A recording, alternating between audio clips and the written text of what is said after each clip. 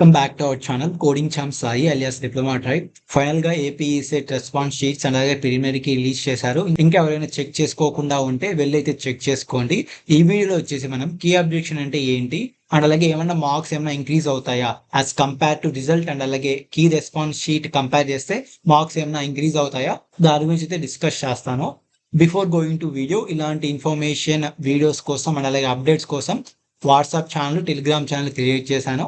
ఆ లింక్స్ వచ్చేసి ఈ వీడియో డిస్క్రిప్షన్ లో ఉంటాయి, వెళ్ళైతే జాయిన్ అయిపోండి. ఇంకా లేట్ లేకుండా వీడియోలోకి అయితే వెళ్ళిపోదాం.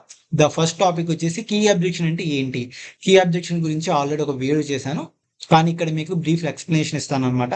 లైక్ బోర్డ్ రిలీజ్ చేసి ఉంటుంది కదా కీలో, ఆ కీలో ఫర్ ఎగ్జాంపుల్ ఒక క్వశ్చన్కి వచ్చేసి బోర్డ్ ఇచ్చిన ఆప్షన్ వచ్చేసి ఏ అనమాట, బట్ ద కరెక్ట్ ఆన్సర్ వచ్చేసి సి అనమాట.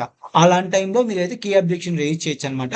అది కీ అబ్జెక్షన్ అంటే బోర్డు ఇచ్చిన ఆన్సర్ తప్పైనప్పుడు దానికి వచ్చేసి మీరు కీ అబ్జెక్షన్ రేజ్ చేయొచ్చు అనమాట. ఇది కరెక్ట్ ఆన్సర్ అనేది, అది కీ అబ్జెక్షన్. ఓకేనా. కీ అబ్జెక్షన్ ఎలా రేజ్ చేయాలి అంటే, ఫస్ట్ కీ అబ్జెక్షన్ రేజ్ చేయడానికి పర్ క్వశ్చన్ కి వచ్చేసి 300 అయితే ఛార్జ్ చేస్తున్నారు ఈ ఇయర్ నుంచి.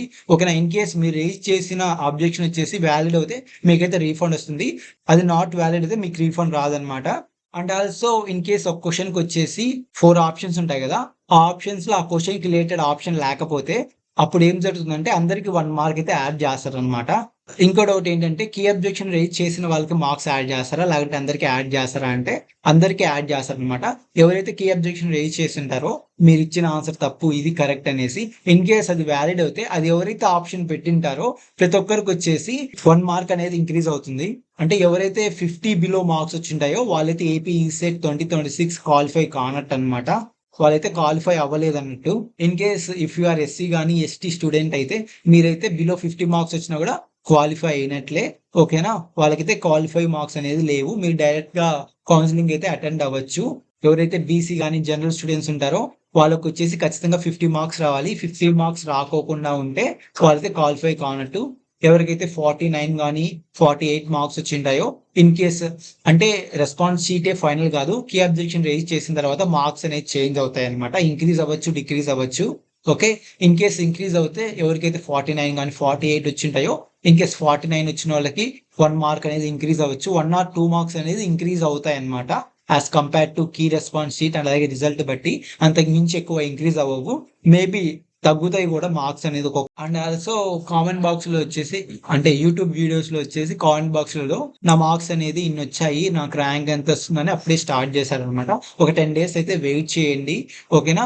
అప్పుడైతే మీకు ఎగ్జాక్ట్ ర్యాంక్ అయితే తెలిసిపోతుంది. May 7th అయితే రిజల్ట్ రిలీజ్ చేస్తారనేది అఫీషియల్ వెబ్సైట్ లో మనకి మెన్షన్ చేశారు. నేనైతే ఒక డీటెయిల్ వీడియో చేస్తాను, టుమారో అయితే అప్లోడ్ చేస్తా. ఇన్ కేస్ ఎవరైనా కీ అబ్జెక్షన్ రేజ్ చేయాలనుకుంటే ఏపీ ఈసెట్ వెబ్సైట్ కి వచ్చేసి ఇక్కడ కీ అబ్జెక్షన్ మీద క్లిక్ చేస్తే మీకు అనేది ఈ విధంగా ఇంటర్ఫేస్ లోడ్ అవుతుంది.